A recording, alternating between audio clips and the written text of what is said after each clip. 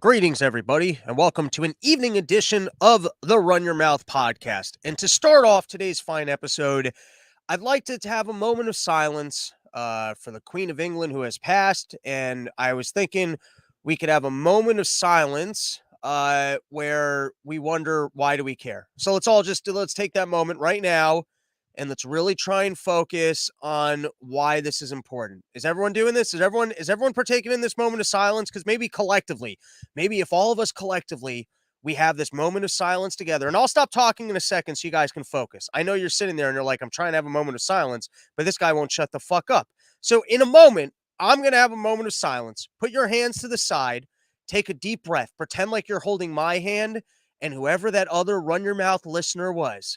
And if we all focus in deep thought and we pretend like we're holding each other's hands, but not in a weird way, it's a very loving way. We're trying to have a ritual here. And so quit trying to undermine the ritual that I'm trying to have with everyone by turning it weird. It's not weird, okay? It's a deep breath. You're going to hold hands with your fellow run your mouth listener with deep focus on why do we care. Anything come to you guys? Anyone get anything? I don't know. Did anyone get anything? It seems to me we're basically celebrating a lady they wheeled out with nice hats. It's a gentle reminder that some people are greater. And I guess there's a nice historical perspective here because, there was a time where if you wanted to get to the top, you wanted to be royalty, you had to get out there. You had to fight wars. You had to plunder nations. It's not like now. We live in simpler times. You can just get out there and suck off Ray J. You just got to show off how good you are at sucking off some big cocks and going, oh baby, oh baby. And then that's it. You could be right on top. Back in the day, my God, you had to go to war. You had to fight other nations. You had to take their wealth. You had to be like, hey, we're keeping this. Those were different times. So I guess maybe that's what we're celebrating. I don't know. It's all reality TV at this point. You guys watching Hillary Clinton? She's out there. She's doing all these press shows. It almost looks like her new reality show is put together by the producers, whoever did that Paris Hilton thing. Like, remember when Paris Hilton, she was the first one, got the reality show because she's out there sucking off big dicks, and she wasn't nearly as good at it. I mean, if we're going to do a comparison side by side, we were all super excited. Like, wow, there's going to be Paris Hilton porn. And then even as a kid getting no action, you're like, man, this is some boring porn. This lady not go to cocksucking school? I mean, who thought that this was acceptable video footage? You got to get out there and you got to learn from Pamela Anderson, learn how to make a decent porno video. Hey, I didn't want to talk about porn this whole time. I'm trying to talk about how world leaders become world leaders, and it's all about being good at reality television. They learned that. Hillary Clinton, not very likable. She had all the political stuff down. She knew how to get money from Saudi Arabia. She knew how to pretend like she was running charities. She knew how to sit there for 10 hours and go, emails. I thought C wasn't for classified. I thought it was for cookies. Like, she knew how to play every single aspect of this game. She knew how to unseat all the Democrats. She knew how to cheat Bernie Sanders out of his spot in the thing. But the one thing she didn't know what to be was likable. So now she's got to go back to television school. That's what all these people are doing. I think Obama even just won an Emmy for what he's putting together on Netflix. And so now she's got her own reality show on Apple TV where you can watch her and her daughter going and having conversations, being firemen. It's the old thing, just with a little bit mixed in of, oh, we're a bunch of ladies, and so we got to figure out how we can empower women. But it seems like the plot line is basically like every other reality TV show where you take these people, you put them in the positions that they're not normally in. But speaking of old ladies, I had a real old lady moment the other day. Sometimes I spend too much time in my house. I'm not out there on the road doing comedy. When I'm out there on the road doing comedy, I feel like a youthful individual with a lot of diarrhea. That's the way I feel. But I'm like living life on the edge. If anything, that's like my cocaine now, that I'm so nervous about bathrooms and stuff. And I'm trying to figure out how many pretend business calls I can take at 7 a.m. so that I'm not disturbing the other people I'm in a room with. Like, it's an exhilarating lifestyle. And then there's getting to the airport, eating. There's like a whole thing to do. That's exhilarating. When I'm out on the road, I feel like a youthful man. I feel like I'm living life. And then sometimes I have moments where I'm at home and I'm like, oh my God, I'm an old lady. So I had a real old lady moment the other day where, you see, I broke my standing desk. And then I was spending too much time sitting down. All of a sudden, you're spending all day sitting down. Your back starts to hurt. So I was like, all right, I can at least, when I'm reading the news, I don't like sitting down when I'm doing that. So I got my podium, which is right here. You guys can't see it. And so I start putting it out on the porch. It looks like I'm giving lectures to the neighborhood. If anyone's bored, wants to come stand out in the street, it just looks like I'm lecturing the neighborhood about things that are going on. But I was standing up there and I was like, man, I don't know why all summer I've been inside my apartment. It's not even like I got air conditioning in the apartment. I could have been out on this nice porch. I could have been enjoying all the fresh air. But then I was like, who am I kidding when I pretend like I'm living good porch lifestyle? I'm out here, I'm talking about run your mouth summer porch tour. I'm talking about how I'm a champion of porches. And then I was like, you know what? I got to address my own porch living situation because I'm looking at my porch and I was like, I just got a view of garbage. And then I started having that. By the way, I had like this real OCD moment where I was like, how fresh is my air? Like, I think I'm breathing fresh air. I'm like, this is great. I'm outside. But I was like, for all I know, I'm just stinking up garbage. Maybe my entire apartment stinks like garbage. And it's one of those things where you're so used to your apartment smell, you don't even realize it. Maybe all my clothes smell like garbage. I'm like, guys, I've definitely been to like other places when you go like to like their back lot and like their garbage is spilling over. And then I was like, well, I started convincing myself because this is what you do. You're like, no, this is cleaner garbage. I was like, cleaner garbage? There's a fucking Domino's and Subway there. You think anyone's got dirtier garbage than a Subway and a Domino's? And then I didn't even take this picture when it was at peak spillage, but there was spillage. And then I'm start thinking in my head, can we make the garbage a little bit less garbagier? And I was like, who might I be able to complain to? Maybe they could put these garbage bins somewhere else. And then that's when I realized, I was like, oh my God, I'm an old lady. Like, cause I've always shat on people when like you move into like a New York City apartment and then they start complaining about that. It's like, you knew the bar was downstairs. When you moved in, you knew the bar was downstairs. You don't get to complain later. You chose to move there. The bar's there. I chose this apartment. There were always garbage bins there. But then there's this part in your head where you're like, maybe it's not that big of a deal. Maybe they could build the fence a little higher. Maybe they could do it on a slant and then paint roses on my side of the fence so I don't have to see the garbage. And then you're like, yeah, but then you're being an old lady again. But you're like, yeah, but maybe they could just manage the garbage a little bit better. Like they don't need to get garbage all over the floor. I don't know. If someone wants to come over here that didn't lose all of their nostrils during COVID, I think I've gotten my scent back. Still, some things taste off, like peanut butter. I don't really like peanut butter anymore since I got COVID. I think that's the only thing that still like is a little bit out there. Is that what the Asians were trying to do? They were trying to ruin peanuts for us so that the Thai people could have it for their dishes only. Was that what this thing was all about from the outset? I don't know. I don't know the way these things works. But if someone wants to come over, let me know if my whole place tastes smells like garbage or not. I invite you to do so.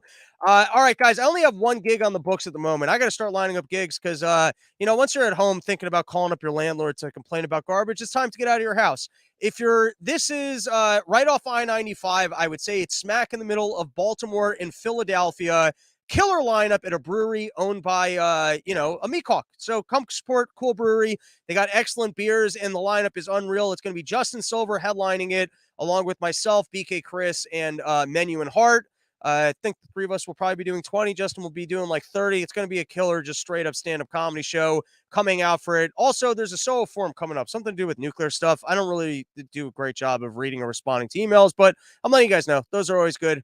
And there's one coming up. Gene definitely emailed me about it. All right, here we go. I keep seeing this in all sorts of places. I don't even remember where I took this from, but they keep saying it. So you got this fiasco in Europe. People can't afford to heat their homes. They're out there now. They're slicing down trees, for the sake of the environment. We had to get rid of nuclear power, but trees, they're natural. So if you want to burn them, and you get that smoke up in the atmosphere, that's natural smoke. So that's all cool. You know what I mean? Like whatever trees you got to burn to heat your home, if any of that, and that's old school. That's like living like a fucking caveman. They talk about caveman diets. That's like getting back to your roots. That's connecting with the earth. You get out there, first you burn some calories because you knock down the tree, and then you get that nice smoky flavor in your house. All of a sudden, you don't even need a barbecue anymore. You know what I mean? Like you just get to smell that smoky flavor in your house while you're eating. Well, it's not even meat anymore. You're probably going to be eating like plastic food that was made in a lab by Bill Gates. So if anything, it's not even going to taste like meat, but your nostrils are going to be so overwhelmed by that smoky flavor and your manliness of having chopped down your own tree and now burning it within your own home, that it's all going to taste pretty good, so that's a win. So anyways, they're having this problem in Europe, and it's with the energy. They're shutting down the Nord Streams. There's not going to be any more streaming from Russia. And so here's what they keep saying. All the newspapers. Europe has accused Russia of using energy shipments to punish Western nations for imposing sanctions over Russia's invasion of Ukraine. They're basically like, hey, play nice. Like, we're going to sanction you, but you don't get to sanction us back. I mean, you're basically at war with the country. What do you think? They're just going to keep sending you shit that you need? I mean, of course not. That's the leverage that they have. Hey, we're going to exert as much leverage on you, but you don't get to exert any leverage back. Hey, Russia, you better start playing nice, or I guess we're going to ship things into Ukraine and start a fake war with you. Oh, we already did that. Well, then I don't really know what threats we have left. And then, of course, we're even having problems in our country because we've had people for years going, hey, you don't need that coal. We don't need to be taking energy out of the ground. All this fracking that's put the Middle Eastern countries on their back heels and broke the backs of their oil cartel. I'm really talking my ass on that one, but it seemed like oil prices were down when you had fracking in action, building keystone pipelines, making sure that we're going to be energy sufficient. But then everyone's like, no, we're going to do windmills. We're gonna get ourselves solar panels, and everything's just going to work out because green energy, it's perfect. It's perfect. It's just it's not there yet. It's perfect once we invest in it and then it doesn't work. Well, we're going to get to the fallacy of government thinking in a second, but sometimes it's nice when you get the actual information on what went wrong. So here we go. This is from the Wall Street Journal. And you see, I read the paper every single day. And so lucky for you, you don't have to read every day to get these gems. I hand select them for you. So here's a hand selected gem with some actual information of what's going wrong in California. Wall Street Journal opinion, Gavin Newsom's dirty energy secret. It's like from the middle of the article. Solar and wind power have rapidly expanded thanks to rich government subsidies along with the state's renewable mandates. These have made it harder for baseload gas and nuclear generators that run around the clock to make money.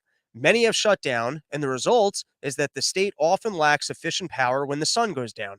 California's summer electric generation capacity increased by about 10,700 megawatts between 2010 and 2020, potentially enough to power 8 to 10 million homes. The problem is that gas-fired capacity during this time declined by 4,390 megawatts and nuclear by 2,150 megawatts.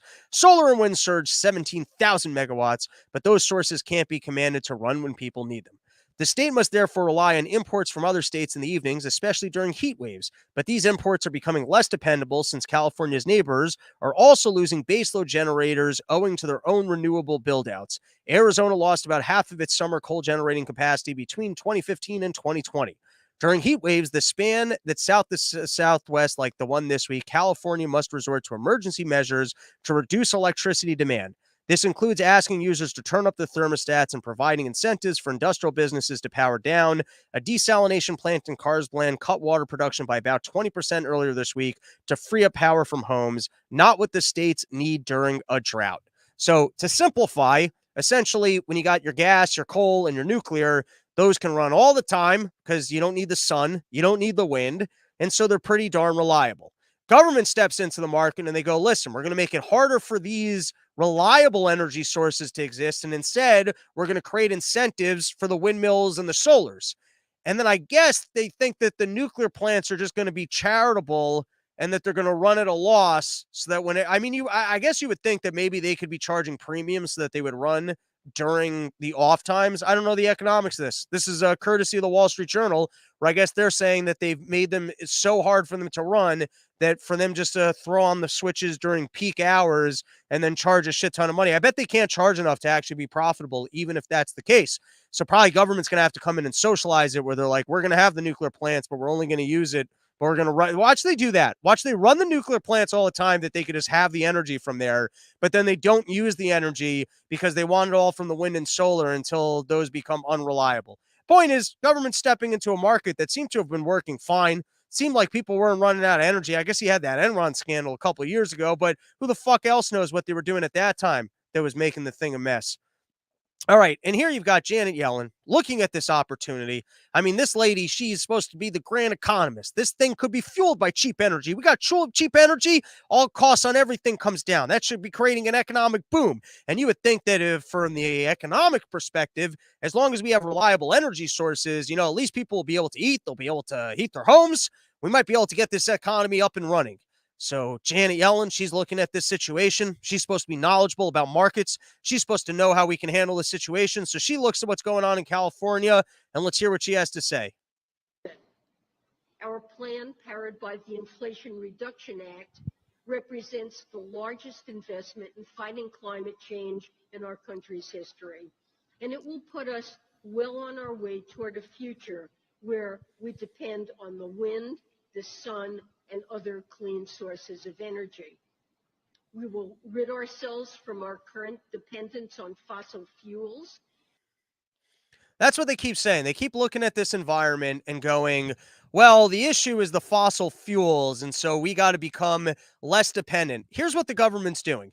They realize that when you can't compete with the product, what you got to do is make that product worse. It's what they're doing now with driving into New York City. They're going to tax you for driving into New York City because they need to make their fucking shitty public transportation better. So if they make the other product more expensive, then you're forced to consume this product.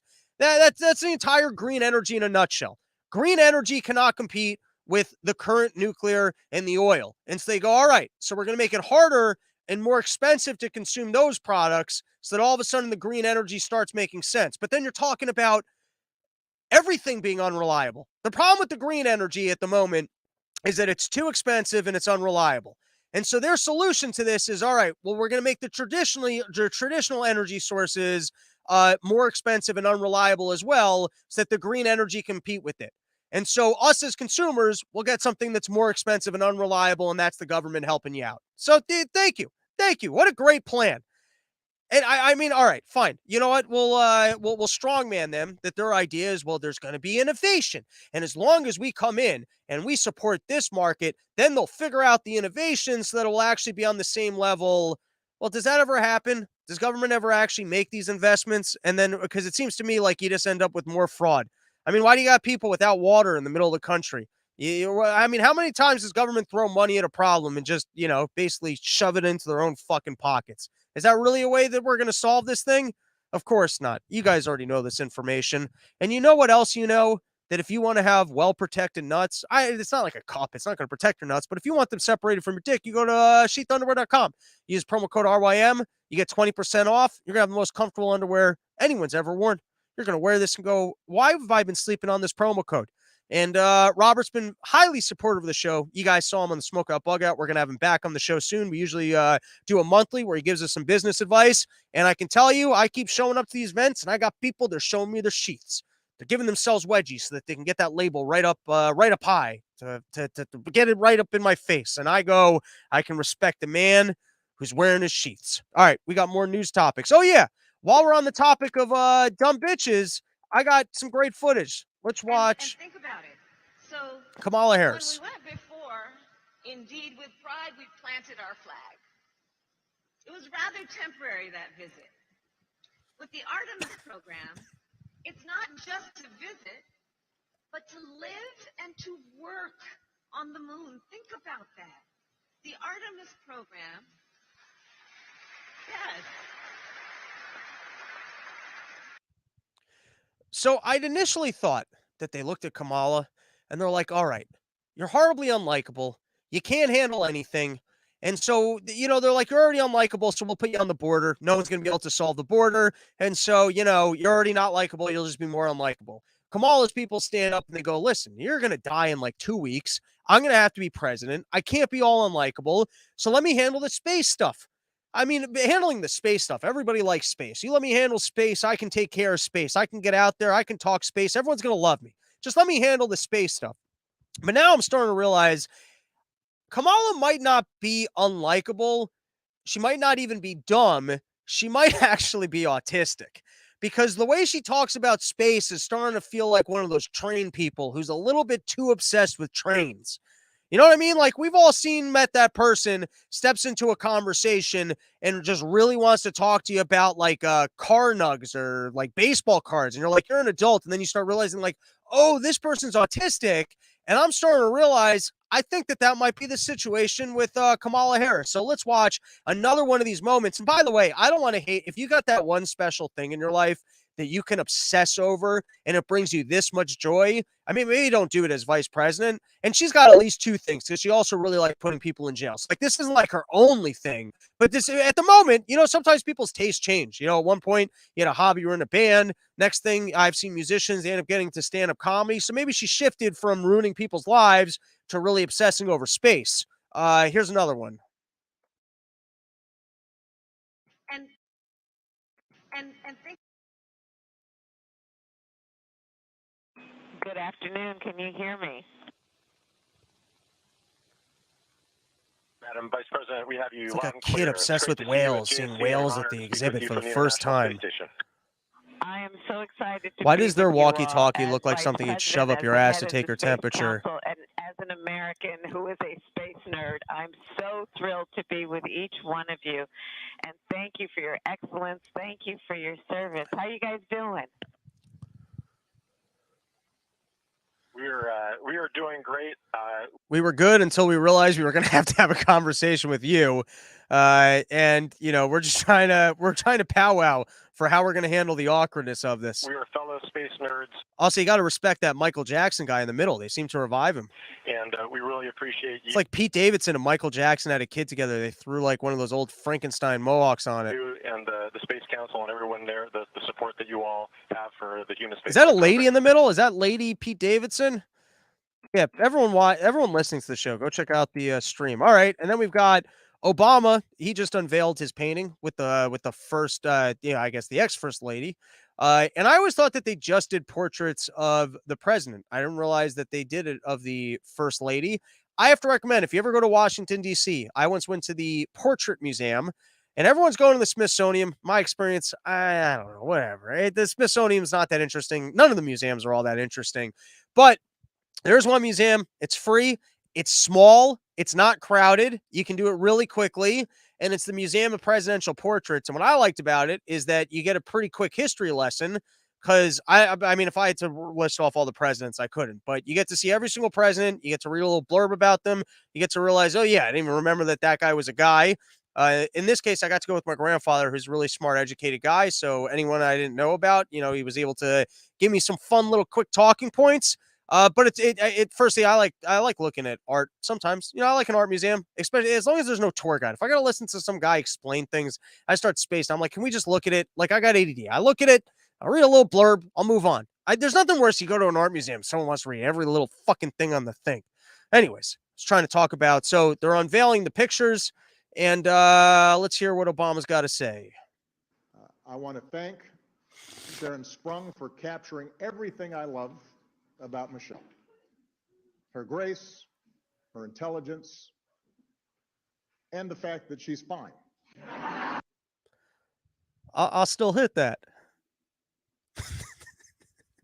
I don't know why this one's so, because, all right, here's why this is so funny. He keeps like pretending like his newest suave is that he's not cool, and that he's just so lucky to be with this wife of his. Like, he hasn't accomplished anything in his whole life. He just can't believe that he's with this lady. That's his new charm. Gotta have them ribs and that pussy too. And I've been hitting that. Look at that ass. Come on, turn around for the crowd there. Show her what you got there. Come on. And I still tap that.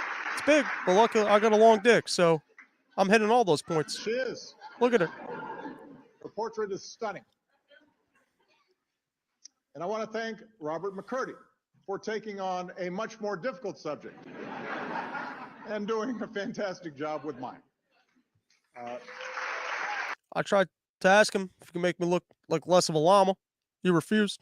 But also, it's weird that they had like different style paintings. His is just on white, and hers is like a whole different thing. All right, we got a couple more topics here.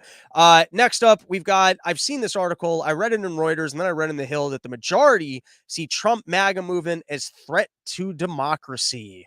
And firstly, when they say majority, I don't know the specific numbers on that, but they'll even look at 51% and look, it's the majority. And then you never know how like they're proposing these questions. But then sometimes you read information and you're like, is everyone really this retarded? Like, this is really the chief concern amongst the entire country? Am I really surrounded by people this stupid that they think one of their I didn't use the language biggest concern, but is it really true that even amongst Republicans, the majority of individuals see MAGA as a threat to democracy? Like, were they asking the people the question of, did Donald Trump claim that the election was false, a threat to democracy, and then change it to the entire MAGA movement? There's no way. All right, I'm starting to be a little bit convinced that, like, because this is what they did with the vaccines. They tried to pretend that nobody didn't want the vaccines, right? You were crazy if you didn't want the vaccines. And then all of a sudden we started seeing the non-compliance numbers, especially that there were people whose jobs had mandated before the government did. And you're like, oh, like half of adults aren't getting this thing. But they fucking made you think that you were the only person. And then I was reading about, do you remember when HBO came out with that Justice League and it was the Snyder Cut? Because I remember I was like, usually I don't even know who directors are unless it's like a Steven Spielberg or Martin Scorsese. I don't know who these directors are. I was like, how is everyone so obsessed with seeing the Snyder cut? And I think they found out after the fact that that was just like Twitter bots.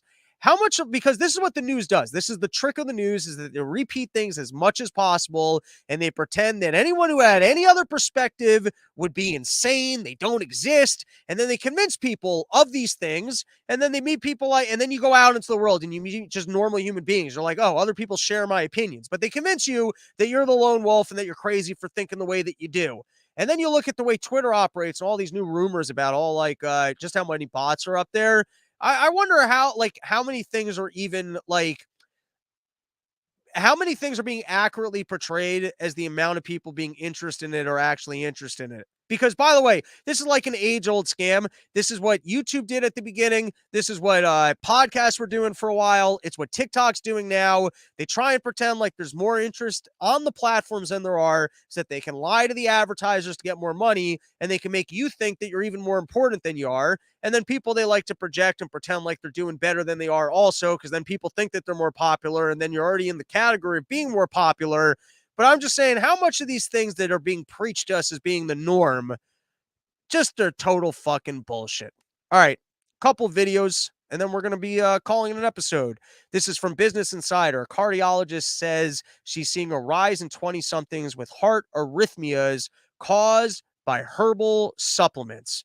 And if we're going to just be coming up with creative items instead of blaming the vaccines, I'd like to suggest some new ones. Maybe Instagram stress, or maybe it's seeing prices. You know, it's inflation. You walk into stores, you see all the prices, and people, they start having heart problems because of all the stress. Or we all know the world's getting hot, and we know like your heart can start, you know, like you're exercising in a sauna. So maybe it's like, or maybe it's lack of access to abortions. That's an issue now too. Maybe people are all stressed out because they're taking away their abortion access, even if you're in a liberal state and they're not taking away your access, but you got to be concerned about the other people who theoretically might lose access. Or here, I'd like to throw a random one out there. It's aged pavement. You know, we got crumbling infrastructure and you got constant sun on pavement. Who even knows what kind of chemicals might be coming out of this? It could be releasing all sorts of particles. I mean, you think the garbage stench outside of my window is dangerous. You got to start thinking about all this pavement that's out there. And while we're talking about COVID, there's two videos. We're going to do these briefly because we already delved into them on part of the problem.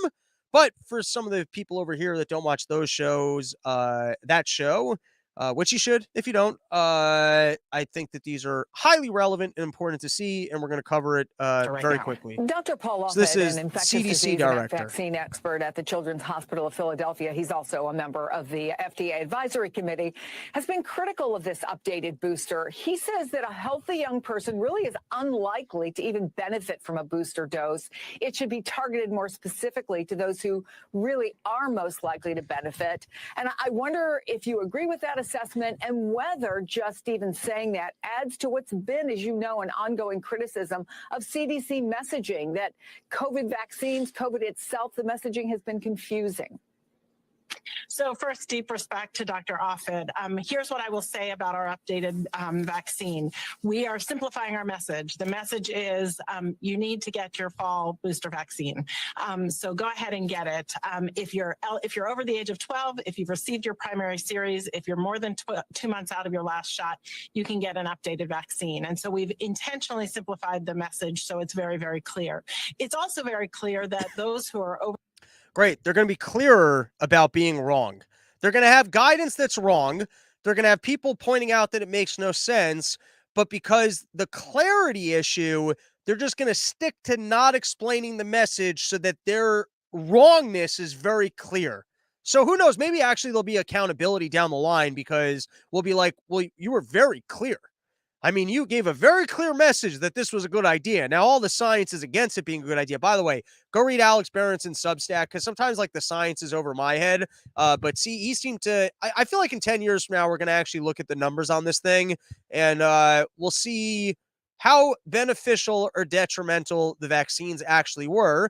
But he seemed to suggest that there was new information that I think he was calling it vaccine dependency, but that maybe people who are getting Omicron were actually doing worse if they had been recently boosted, and that in Australia, that has been heavily vaccinated, the death rates are looking a little bit screwy. Now, I'm not saying that that's a massive amount. I'm not saying that they're peeling over like cows when global warming kicks in. Like you saw those pictures of those cows all dying because Bill Gates wants to get rid of the food sources. I am really going to end up in trouble with YouTube. Anyways, we had done an episode previously about the CDC addressing all of their issues. They've been wrong for a full year and a half, and so they came back and they said, we're going to simplify the message. We're going to act quicker.